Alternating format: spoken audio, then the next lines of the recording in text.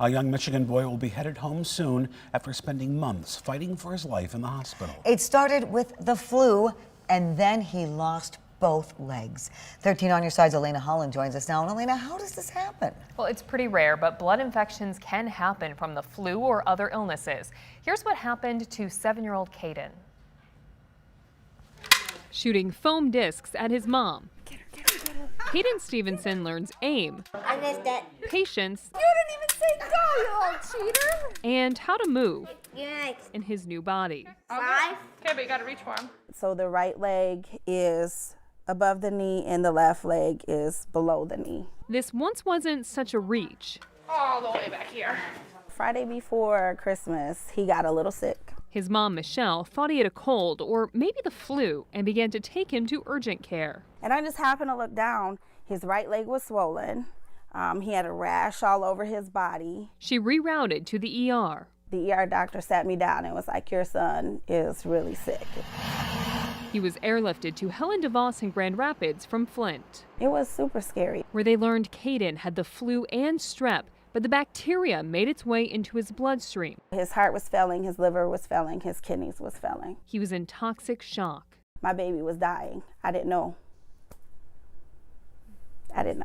Kaden spent nearly 2 tense weeks in the pediatric ICU. Once he started coming to, it's like they finally told me how much of a miracle he was, because they didn't think he was going to make it. The infection hit his legs hard. And he ended up getting both his legs amputated. I'm doing as best I can. That's all I can say. I got to be strong for him because I got to make sure he's okay. Weeks later, Kaden is back to playing with his favorite toys, monster trucks.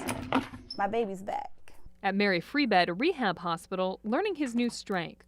I've been calling him a superhero because he is mine. Mom calls him by his super name, Kaden Blaze. He just takes off. Wearing his super shirt and cape, Kaden Blaze graduated from rehab Wednesday. Kaden will be headed home with some pretty cool new wheels, both his chair and some new monster trucks. This is the part I've been waiting for. Michelle thinks back to Christmas Know your kid, pay attention. and knows she made the right call. If I had done anything differently than what I had done, my son might not be here.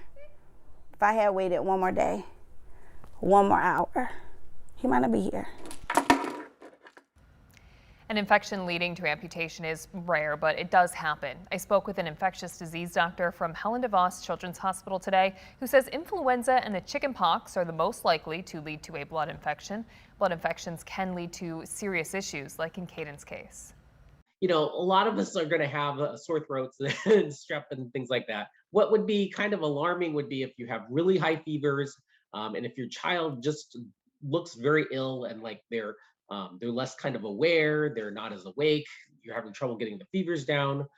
If they're complaining of some area in their body that's very painful. It can take only a couple of hours for the infection to reach the bloodstream. Also, flu and chickenpox shots can prevent the sickness in the first place. Elena Holland, 13 on your side.